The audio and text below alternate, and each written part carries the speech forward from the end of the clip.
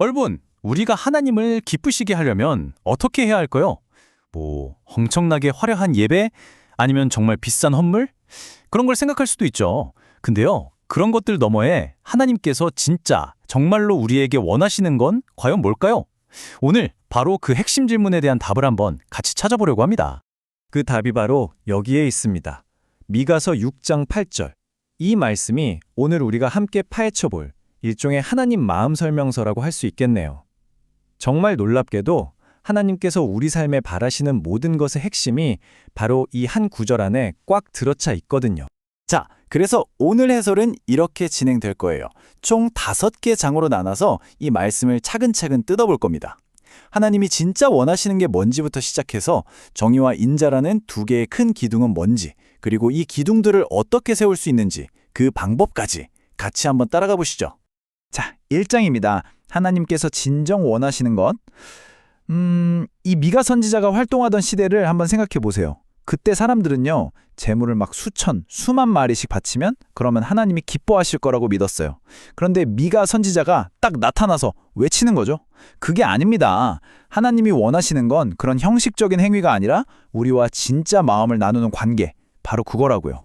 네, 이제 2장으로 넘어가서 첫 번째 기둥을 살펴볼게요. 바로 정의입니다. 하나님이 우리에게 요구하시는 첫 번째가 뭐냐? 정의를 행하라 라는 건데요. 근데 여기서 말하는 정의, 이게 우리가 보통 생각하는 그런 정의랑은 조금 달라요. 이걸 제대로 알려면 원래 히브리어 단어가 무슨 뜻이었는지부터 알아봐야 합니다. 그 단어가 바로 미쉬파트입니다. 미쉬파트. 이건 그냥 잘못하는 사람 벌주기, 이런 차가운 법 같은 게 아니에요. 그보다 훨씬 더 깊은 뜻이 있죠. 핵심은 뭐냐면 공동체 안에서 뭔가 깨지고 뒤틀리고 억울한 관계가 있다면 그걸 바로잡아서 회복시키는 거예요. 모든 걸 제자리로 돌려놓는 것. 그게 바로 하나님의 질서, 미쉬파트입니다. 자, 보세요. 이 둘의 차이가 확 느껴지시죠? 세상의 정의는 보통 잘못했으니 벌 받아라, 여기에 집중하잖아요. 근데 하나님의 정의, 즉 미쉬파트는 깨졌으니 회복시키자, 여기에 초점을 맞춰요. 특히 중요한 건 힘없고 약한 사람들, 사회에서 소외된 사람들이 억울한 일 당하지 않도록 적극적으로 나서서 보호해주고 모든 걸 바로잡아주는 것. 바로 이게 미쉬파트의 심장이라고 할 수 있습니다. 네가 선지자가 살던 시대를 보면요, 힘 있는 사람들이 힘없는 사람들을 막 착취하고 속임수로 재산을 빼앗고 그랬어요. 미가는 바로 이런 것들이 하나님의 창조 질서를 완전히 무너뜨리는 아주 심각한 죄라고 지적한 거죠. 그러니까 미쉬파트를 행한다는 건 그냥 좋은 생각만 하는 게 아니라 바로 이런 불의한 현실에 맞서서 그걸 바로 잡고 연약한 사람들을 지켜주는 구체적인 행동을 의미하는 겁니다. 자, 이제 3장으로 넘어가 볼까요? 2번째 기둥입니다. 만약에 첫 번째 기둥인 정의가 우리 사회의 뼈대를 바로 세우는 거라면 이 2번째 기둥, 인자 혹은 인애는 그 뼈대 안에 따뜻한 피를 돌게 하는 심장 같은 거예요. 관계를 채우는 마음의 본질이죠. 그리고 이 인자라는 단어도 정의 못지않게 어마어마하게 깊은 뜻을 가지고 있습니다. 바로 헤세드라는 단어입니다. 헤세드. 여러분, 이건 그냥 기분 좋을 때 잠깐 베푸는 친절이나 변덕스러운 감정 같은 게 절대 아니에요. 이건요, 하나님이 우리와 맺으신 약속, 그 언약에 딱 뿌리를 내리고 있는 절대로 변하지 않는 그런 신실한 사랑입니다. 상대가 잘나서 혹은 자격이 있어서 주는 사랑이 아니에요. 그냥 그럼에도 불구하고 끝까지 붙잡아주고 포기하지 않는 사람. 그게 바로 헤세드입니다. 정말 대단하죠?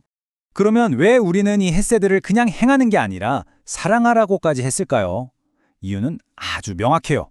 바로 우리가 먼저 하나님께로부터 그 엄청난 헤세드의 사랑을 받았기 때문이죠. 아무 조건 없이 자격도 없는데 말이에요. 그 놀라운 사랑이 이미 우리 마음에 가득 부어졌으니까 이제는 우리도 그 사랑을 다른 사람들에게 흘려보내는 게 너무나 당연한 거다, 이겁니다. 좋습니다. 이제 4장이에요. 자, 우리 앞에 정의, 즉 미쉬파트와 인자, 즉 헤세드라는 정말 멋지고 위대한 2개의 기둥이 세워졌어요. 근데 이걸 어떻게 우리 삶에 실제로 세울 수 있을까요? 그 방법, 그 핵심 열쇠가 바로 말씀의 마지막 부분에 등장합니다. 바로 이 구절. 겸손하게 내 하나님과 함께 행하는 것. 이게 그냥 해야 할 일 리스트의 3번째 항목이 아니에요. 그게 아니라 앞에 나왔던 정의와 인자를 모두 가능하게 만드는 말 그대로 만능 열쇠, 마스터키 같은 역할을 하는 겁니다. 아니, 왜 이게 마스터키일까요? 한번 생각해 보세요. 만약 우리가 우리 힘만으로 정의를 막 실현하려고 애쓴다고 쳐요. 그럼 어떻게 될까요? 금방 다른 사람을 판단하고 정죄하는 소위 자기의에 빠지기 너무 쉬워요. 반대로 내 힘으로만 사랑을 베풀려고 하면요? 얼마 못 봐서 에너지가 다 떨어져서 번아웃이 오고 말죠. 둘 다 불가능하다는 거예요. 겸손하게 하나님과 동행한다는 건 이런 거예요. 첫 번째, 내 힘, 내 계획, 내 생각 다 내려놓는 겁니다. 그리고 두 번째, 하나님의 손을 꽉 붙잡는 거죠.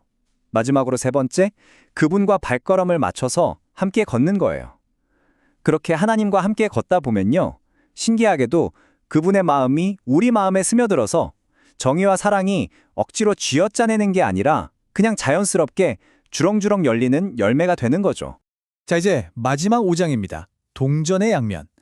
지금까지 살펴본 조각들을 한번 하나로 다 맞춰볼 시간이에요. 정의, 인자, 그리고 하나님과의 동행. 이 세 가지가 어떻게 하나의 완전한 그림으로 완성되는지 한번 보시죠. 맞아요. 정의와 인자는 정말 동전의 양면 같아요. 절대로 뗄 수가 없어요.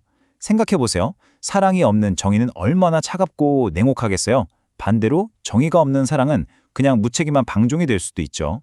하나님의 성품 자체가 바로 이 공의와 사랑의 완벽한 조화잖아요. 그렇다면 하나님을 따르는 우리 삶도 당연히 그래야 한다는 겁니다. 자, 그럼 이 모든 이야기를 꿰뚫는 가장 중요한 핵심 메시지는 뭘까요? 오늘 우리가 이것만은 꼭 기억하고 마음에 새겨야 한다면 그건 뭘까요? 핵심은 바로 이겁니다. 하나님께서 진짜 기뻐하시는 삶은 정의 아니면 자비 둘 중 하나를 선택하는 게 아니라는 거예요. 이건 선택의 문제가 아닙니다. 그저 매일매일 겸손하게 하나님과 함께 걷는 하나의 길이 있을 뿐이에요. 그리고 바로 그 길 위에서 정의와 자비는 그냥 자연스럽게 함께 피어나는 꽃과 같다는 거죠. 오늘 이 말씀이 그냥 좋은 말씀으로 그치는 게 아니라 우리 각자에게 살아있는 도전이자 초대가 되었으면 좋겠습니다. 자, 여러분, 오늘 바로 여러분의 삶의 자리에서 하나님과 함께 걷는 그 겸손한 첫걸음은 과연 어떤 모습일까요?